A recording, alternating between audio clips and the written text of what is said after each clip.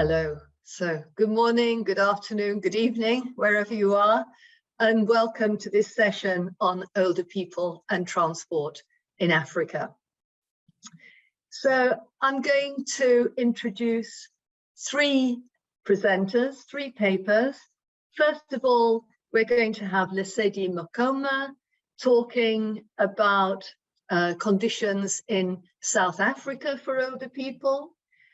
Then we're going to have Megan Ferrance, who's from the City University in New York, talking about Matatu workers in Nairobi. And finally, we're going to have Naomi Njeri, who's going to tell you her own story about life and her transport work in Nairobi. So we'll just start first of all with Lesedi, and then now we're moving on to Megan. Megan, thank you. Thanks so much. I'm really happy to be here. I will keep this short and I'll share my screen now, my presentation for you all. Thank you. That's great. If you want to go on to, yeah. Okay. So the title of this paper presentation is Matatu Afterlives. It just asks the question of what happens after life in the Matatu workforce. And it's particularly focused on women that I've met in the Women in Transport group and just along my research with workers in the Matatu sector. So first, just a little introduction. My name is Megan Ferrance. I'm a cultural anthropologist. I currently work at Brooklyn College in New York City. I've been working primarily with Matatu workers since 2004. And in 2010, when I was deep in my dissertation fieldwork, I even worked as a Matatu conductor for a little while on the Kileleshwa route. So since then, I've continued to follow Matatu workers and have increasingly focused on women workers and transportation providers in general in the past 5 or so years. Through those research interests, I was directed toward the Flown Initiative and the Women in Transport group. And through those relationships, I'm here today to present, a sliver of research. And I'm just really interested in, how we can think creatively about life after Matatu. So I just want to thank the entire Flown organization, Emma, Naomi, Morris, and all the other folks who are making this conference happen, and especially Dr. Gina Porter, who is facilitating this session. So I just want to quickly say,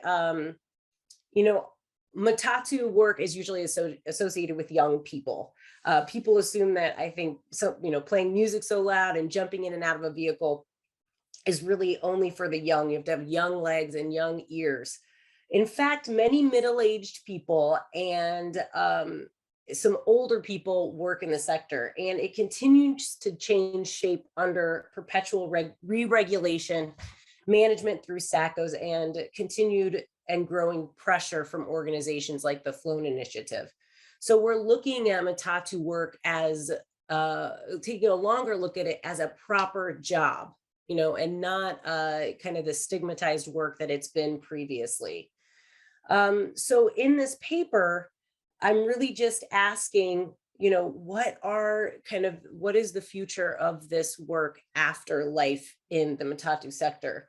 And we know that providing transportation is risky, but crucial work in Nairobi and throughout the world's cities. The workers of the sector can be stigmatized, and that can impact their life chances. This is the case in Kenya, where most people have a negative perception of people who work in Matatus, and it makes their job, a dangerous job, even more dangerous. Far too often, people leave the Matatu sector through death or injury. Sometimes they get better jobs, but often they age out when they can't run after Matatus or jump on and off the vehicle. So as people stay longer, what does life after Matatu work look like? And what are the ways we can extend the working lives of Matatu operators in the sector, even if they're not in the bus? So I just want to talk a little bit. Most of this paper comes directly from my interviewees that I've been talking to over the virtually and in person over the past 2.5, 3 years.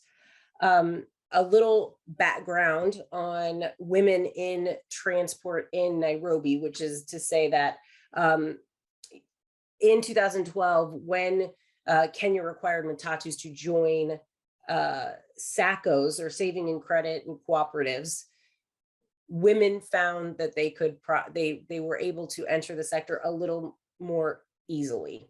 I have heard over time in the recent past that recruiting women in the SACCOs has shifted, and there's a feeling that women are less welcome than maybe in the beginning when SACCOs were trying to gain legitimization. So in the male-dominated industry, women are often seen as kind of enemies or people that are coming to take over jobs, right? So it's already kind of you know, a tense situation. And one of my informants asks, if you do make it into the Matatu sector, you are working for years in the Matatu sector. What about the ones that can no longer work because they're headed to 50 years old? You see, this is a quote, she says, in the industry, working in the industry to a certain age, by the customers, you can even be overlooked and abused, right? So what happens is if you get into the Matatu sector, you make it in there, and now you're getting older. And one of the things I like to remind people is that, as one of my Matatu operators used to say, each Matatu employs 100 people. And what he meant by that was that there were many more jobs that redistributed cash from the Matatu sector than just the driver and the conductor and the owner. There's managers, there's DJs, there's mechanics, there's artists. So in this Matatu economy, keeping that in mind, is there a way to expand and extend the network of workers that can help each other as they age? So I just want to share this. This is just now for the remainder of my time, really just kind of a brainstorming and a sharing of things that I've thought about and that I've talked with my interlocutors about, that I'd like to share, and then hopefully get some feedback on, the possibilities. And I just want to share this quote. So really, one of the big ideas that has come out of this is, having women run SACCOs, right? So this is a quote. We could have a SACCO of women in transport. We can be saving a little by little. We take buses, we own buses. Each woman would own a bus, so that as you get older, you'll now be a boss. You see, having that Matatu. So even if you're not working in the industry, you wouldn't be the conductor, but you'll be having your Matatu in the industry. You can bring your kids to work in the industry, and we'll still be moving on. Now, she goes on to flesh out some details about, women being able to pay loans for the couple years that they're working on the bus, and then eventually buying that bus and owning it, working on it until you can't, but then being an owner and a manager of buses over a period of time. Now, one of the things that I want to recognize is that in my research from Matatus, owning a SACCO and setting up a SACCO is like a dream, right? And I feel like, I've seen SACCOs that have their own petrol pumps, their own garages, and people just kind of like, there's a lot of networking and there's a lot of jobs there, and just for people of all ages, all skill levels, all abilities, right? And you kind of see this, utopian idea of a women-owned SACCO, but there are limits in the political way that neighborhoods and routes are distributed. So that's definitely a limiting factor, right? Now, from there are other, ideas. Instead of having, for example, a SACCO that's connected to a route, people have brought up a larger idea of a transport union, or unionizing in some way, and using those dues to kind of protect them from harassment and from injury. And that's also a big idea, but there's smaller ideas that people have come up with as well. The idea of having car washes where women are running and managing that, even if it's, you're not working on the Matatu, but you're taking care of Matatus. Having women mechanics, women spare part shops, getting some funding for these kind of places where you are part of the network of Matatus, but you're not working in Matatus, right? Another one is, excuse me, sorry, I think I went backwards. Sorry, to maintain toilets around town. Another one is to own buses on other routes, and even through a representative if possible, if you have to. So anyway, I'm curious, as a researcher and as a friend and as a former kind of woman in transport, what are some of the ideas and some of the thinking that we can use to expand beyond the entry to the Matatu, the working in the Matatu, but now after those working lives have kind of shifted. One thing that I just want to make sure that I say is that there's so many good ideas, but as I've learned in Kenya over time, and as I've been told repeatedly, you need big people from big offices. If you are not known, you can't do anything. That's a quote from one of my interviewees. However, we also know that when women are providing transportation services, there's an emphasis on helping people with different abilities. There's always been an emphasis on, helping people who are slower, who are older, or who are just generally struggling and having a hard time. Women transportation operators should be used for this population as well. They are well placed for that. Looking into the future of transportation in Kenya, there is a lot of hope and investment on the horizon as far as transportation. And I wonder what the role of women will be. For example, in the bus rapid transit system, there may be an opportunity for women to show that they're the better option for transportation provision. But sometimes those big urban mega projects like the BRT help people who already are well positioned, right? So it doesn't always filter all the way down, but it's something to think about. Just in general reflections, there's just a lack of women in position of powers in any SACO. And it really presents a challenge to women in transport as they grow, as they move through the sector. If they're just kind of by themselves, they don't have that solidarity. So women in transport have complex lives and needs. They have a variety of needs that can be met really only through them and through their networks, things like, childcare for one. And I'm just left to wonder if it's through the solidarity of things like this conference, right? That we can build new structures for the longevity of women workers in this sector. With that, I will leave it for questions that I'm looking forward to answering or talking through in the Q&A. Thank you. Right. Thank you very much indeed, Megan. You've raised some fascinating issues, and it's really is a very unique piece of research, I think, you've got here. So I'm sure that the audience will have a lot of questions to ask. But we will go now straight to Naomi, because her story fits in so well as a follow-up to your work. So Naomi, do you want to go ahead now? Yes, thank you. My name is Naomi Njiringugi. I'm 43 years old, a mother of 2 boys, 22 years and 14. I joined the Matatu industry in 1995 as a conductor with Umoina Sacco in Nairobi, Kenya. I also worked with Milimbiliti Company, partners with Tujijenge Sacco in Country Bus Station as a field coordinator for long distance buses. That was in 2018.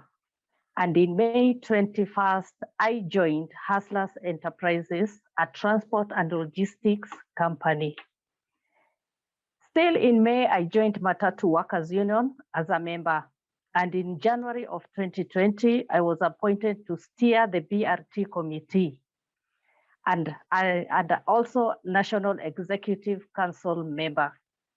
In January 2020, I became a member of Women in Transport Association, which is under the watchful eye of Loan Initiative.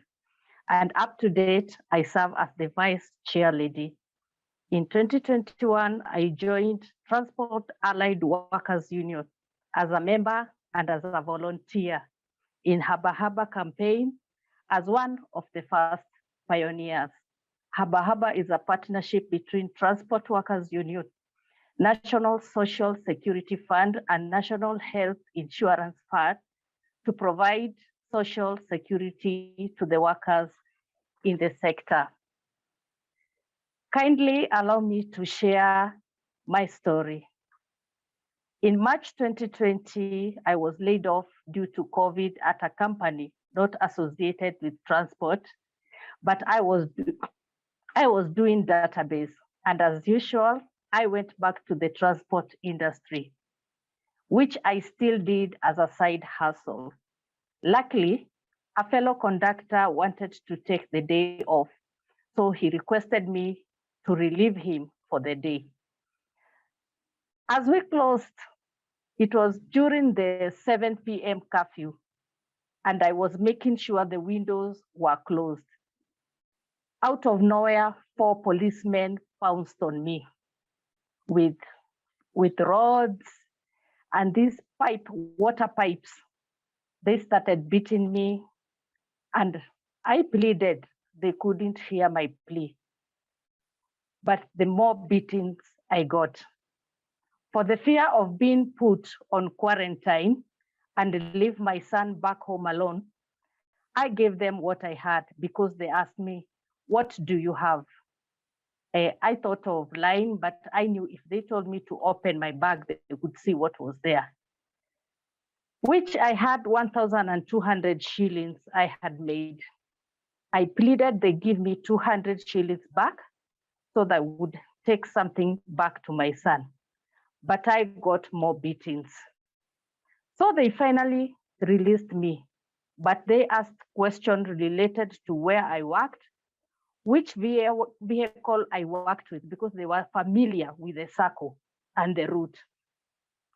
So I knew that it was common knowledge to me. I should not mention anything to anyone. I was badly hurt from the beatings. I remember I had even soiled on myself. I remember it took me time to fully open up to anybody. I didn't talk to my son for a while in the house. I was so shocked. I was quiet and I switched my phone off. I remember my colleagues tried to reach me, but I was off. The officers had hit my jaw with a hard rod. So there was no way I could totally open my mouth. I felt pain, like if I wanted to eat something, opening my mouth wide was a problem. It took time.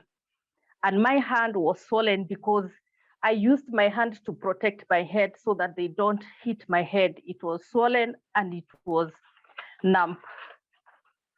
When they released me, I ran to my house like a mad woman, afraid of meeting other officers on the way.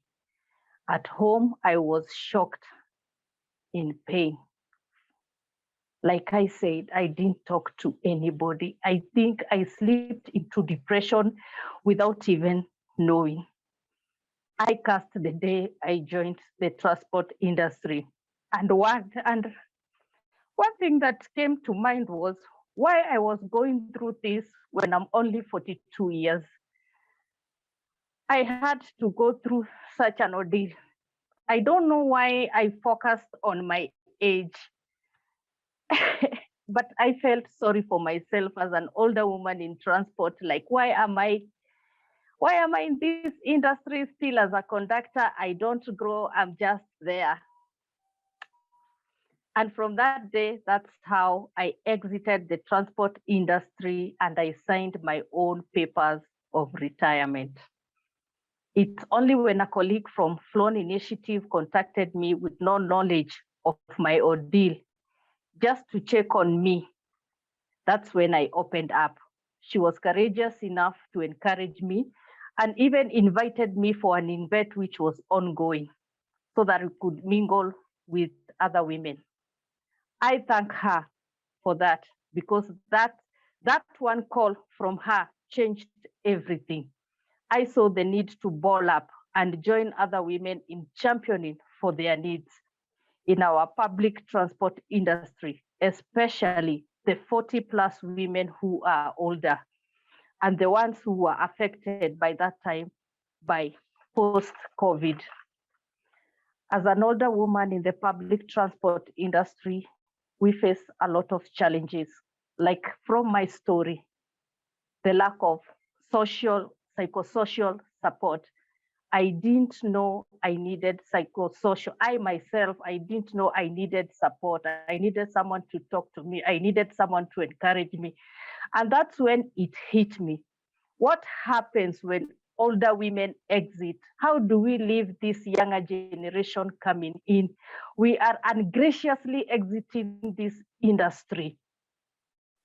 Something just happens and you are just, or something bad, even not mostly something good, even though we have good stories. Mostly is bad stories that happen that make us exit from this industry. And I asked myself, we need mentors. If this one lady took the courage to talk to me and I'm here because of that, you can imagine how many more women we lose out there. So I mentioned one is that psychosocial support. Secondly, we lack the lack of contracts, guaranteed pay, and decent work. This makes it hard for workers to save for retirement. Employees do not contribute to the National Social Security Fund, which is a government-sponsored retirement plan, and it also mandatory, but not enforced. By this, we find most older women retire, like I said, with no plan at all.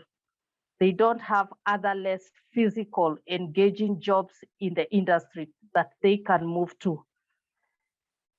It really saddens me.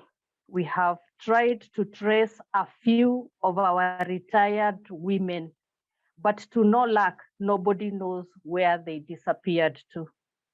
And the few we know have turned out to be drunkards, opted for the life in rural areas, back in the rural areas with nothing to show for or to go back home to. And some choose to do odd jobs like selling peanuts, sweets, bananas, and water at stage terminuses. Sad enough, but true. Some settle for marriage as second wives to third wives. Other challenges shared by older women was that of unpaid work, long working hours, no off days, sexual discrimination, the list is long, verbal abuse, and being devalued. I remember when I was joining this industry, because I joined in my late 30s, I remember one male colleague asking me, he asked me in my mother tongue, where wana oke okorere woku? That meaning you have just chosen, I'm trying to translate, you have chosen to come and age in these roads. It was so discouraging. I tell you, it takes heart to work in the transport industry. You have to grow a thick skin for it. But I thank God we do survive. And the other one is gender-based occupational segregation in the transport. I have mentioned of the police brutality. We also have cartels who nowadays pose as stage managers. They are the ones who decide who stays in this industry and who doesn't. Where they get that right from, I don't know, because usually they extort a few coins from us. It is unorthodox and uncalled for. Other older women are not allowed to get higher leadership, as it was mentioned earlier, leadership positions. which are mostly reserved for men. We are only allowed to be conductors and drivers. And it is also sad that some circles do not allow women to be drivers. And if, because there are women who have attained higher positions, they don't stick for long because of various reasons. Also, another one is keeping up with the culture, like hanging on the door. You have to jump on and off the moving vehicles. I tell you, it's a rush. It is a fast life. You have to keep up with, even though we do it because we have to put food on the table. Thank you for listening to me. Thank you very much indeed, Naomi. That was such a terrible story, and I'm sure it's gone to the heart of everybody who's listened to you. It's very powerful and very terrible. And I suppose what it makes you think is how difficult it is for women generally in the transport sector, working in the transport sector, but how particularly hard it is for women as they get older, and how COVID has really exacerbated so many of these problems. I'm sure that there are so many questions that people will want to ask and to follow through, but thank you very much indeed. Thank you too. So we will then now open to questions from the audience. Thank you. Good afternoon, ladies and gentlemen. My name is Lesedi Mugoma, and I'm a researcher at the University of Pretoria. I'm going to be discussing a small study we did where we assessed the Gauteng Household Travel Survey for gender and mobility trends.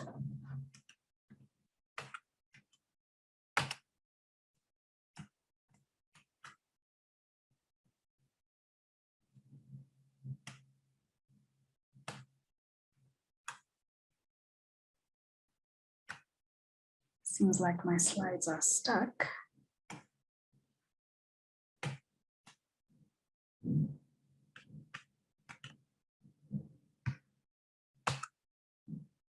All right, now we got to move on. As I said, I'm Lesedi, and I'm actually a PhD student studying transportation engineering at the University of Pretoria, also a researcher. And I'm really passionate about social advocacy, transport justice, as well as really seeing the realization of equitable transport in South Africa. So, I've been reading, and literature actually highlights just the major differences between the travel patterns of males and females. And unfortunately, a lot of the countries actually use very neutral transportation planning, not really looking into the different trends that you have across the different genders. And I mean, this is the same thing that happens in South Africa. When we design public transport or any transport, we look at the household level.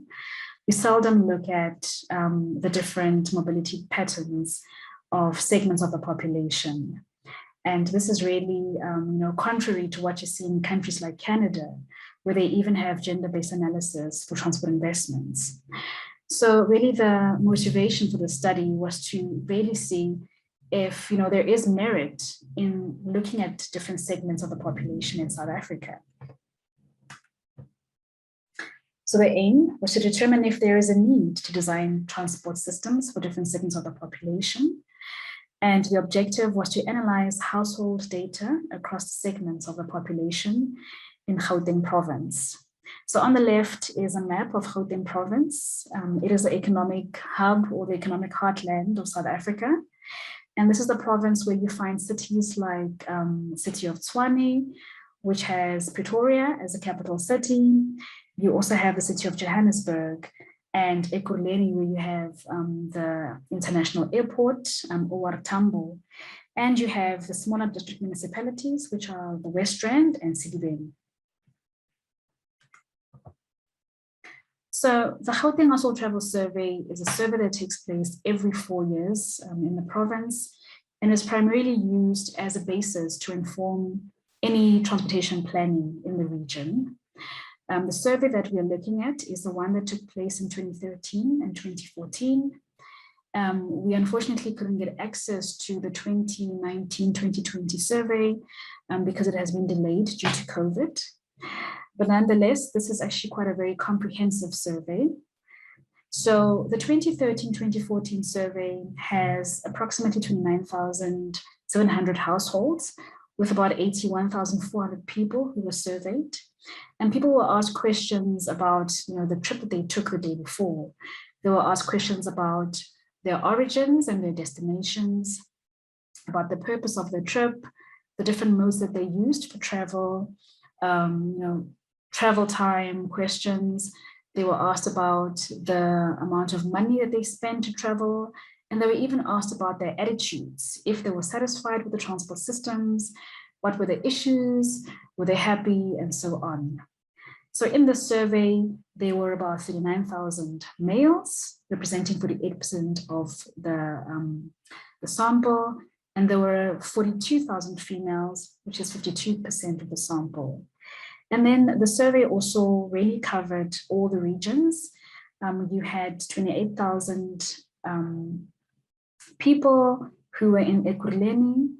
Then secondly, you had 32% or 25,000 from the city of Tshwane. Then Johannesburg with 20%, and then the smaller district municipalities were also covered as well. The trip making results that we saw from the survey show that the travel between the ages of 0 to 20, and also from the ages of around, let's say in the 80s upwards, people tend to have similar trip making patterns. This graph on the left shows the number of trips that are taken versus the age, as well as it differentiates between the different genders. So also what we see is that between the ages of 19 to about the age of around, let's say, 90 years old, we see that men travel way more than females do. And that we also see that in general, the trip making reduces with age. We then looked at the reasons for not needing to make a trip. So reasons for no trip making. And the graph then also shows, based on male and female, as well as age, that you'd find that it's mostly females who did not need to travel, especially between the ages of 20 to the age of around 60. We found that the females are the ones that did not need to travel. But in the earlier or the younger generation, as well as the elders, it was a similar reason for not needing to travel. And a lot of this also correlates with employment status. Looking at main occupations, we realized that females tended to be the ones who were unemployed. So they had a higher unemployment rate than males. We also saw that we had more female pensioners in our sample. And we saw that it was mostly females who tended not to have full-time work. So, it did kind of make sense. It correlated with the reasons for not really needing to travel that we saw in the previous slide.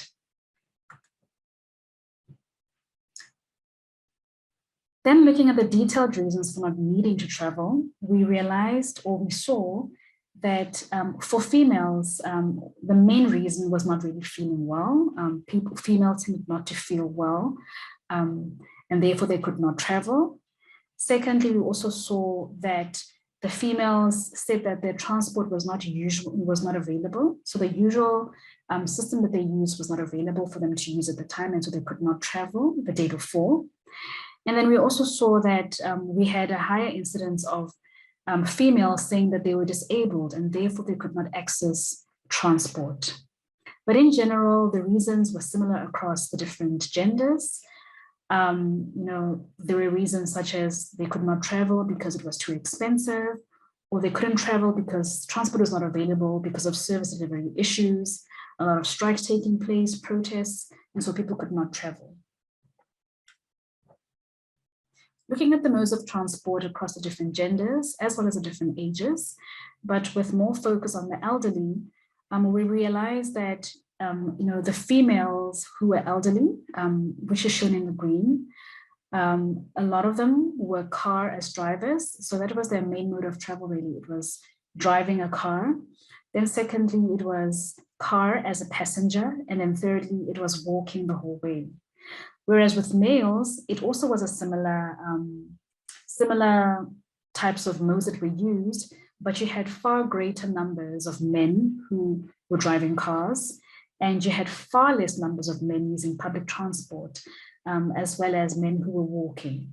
So you found that the females were more dependent on someone driving them, and then they also walked a lot and used more public transport than the males in the elderly group.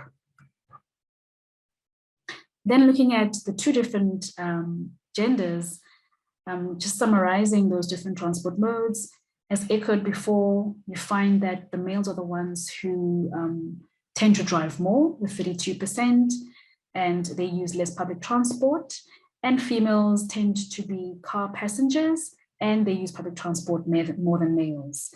Also interesting is that the men cycle more than the females, but this really does kind of make sense in terms of safety issues. Unfortunately, we also saw that a lot of the people that were surveyed did not use new systems such as the BRT, as well as the How Train, Rapid Rail. And this was mostly because these two systems, these very new systems and very expensive systems, were inaccessible to a lot of the people in Gauteng province. Then more detail into the walking and the public transport trips. We also saw that walking really is consistent throughout the different segments, but it tends to pick up as people get older. So the older the people are, the more they walk. But then you also realize that there's quite a few elderly people who just could not walk at all. And then looking at the public transport trips, we saw that public transport does reduce with age.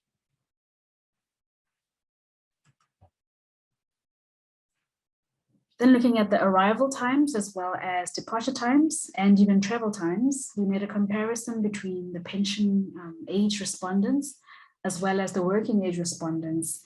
And on the left, you have the pensioners. On the right, you've got the working age respondents. And we also saw that the pensioners' arrival times are spread out throughout the day across the different genders, that they travel throughout the entire peaks. They travel through the AM, the PM, and even off peaks. Whereas when you look at the working group, they travel mostly in the peaks when the public transport or transport itself is actually available.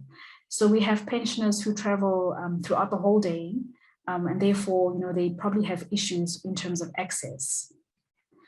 We also saw that the travel times of the pensioners were about 10 minutes on average, which really shows that they were traveling for local trips. And then when you look at the working age respondents, the males travel for about 1 hour and 40 minutes on average, and the females for about 1 hour and 10 minutes. So there's a very, very big difference between the elderly as well as the working age groups.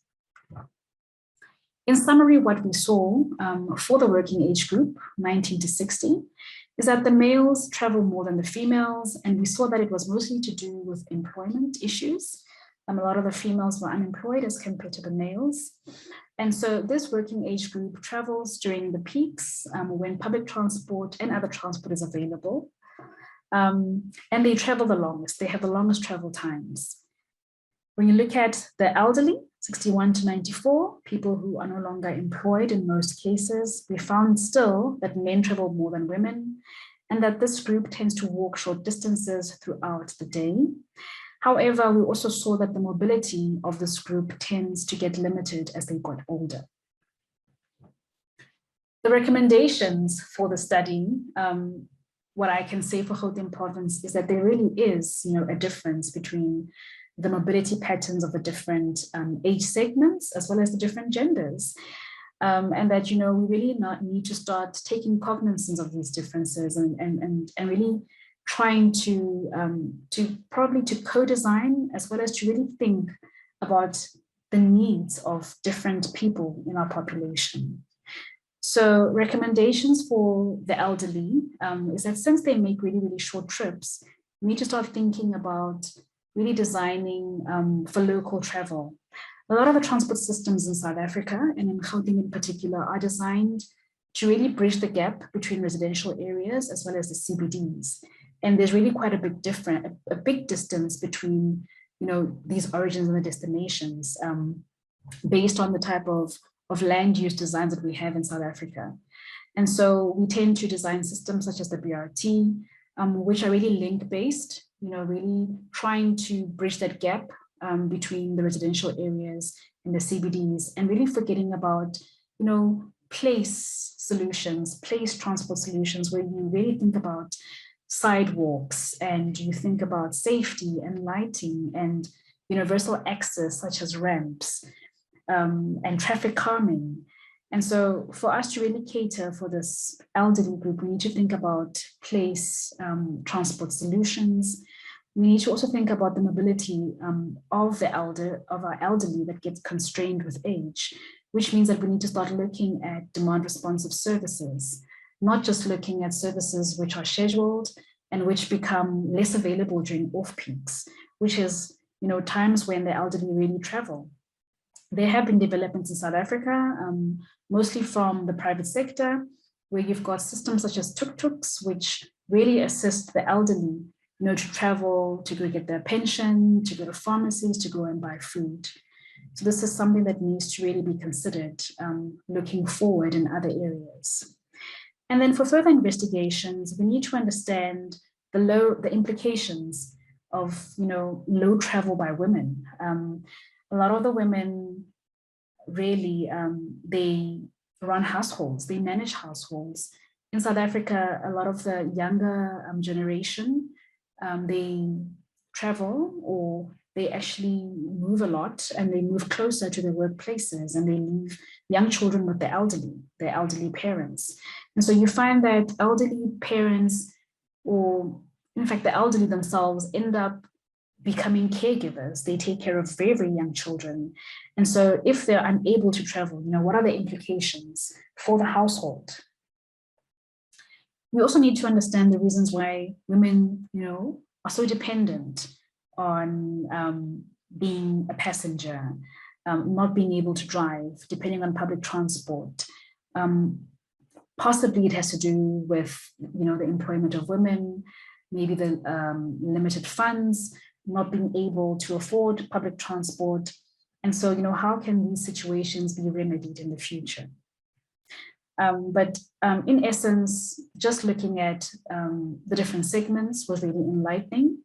We realized that there is a need. And so this is something that I think in the future, transportation planners need to consider in Gauteng province in South Africa, that there's different segments that have different needs, and therefore we need to co-design so that we can actually have accessible transport for all. Thank you very much, and I look forward to your questions.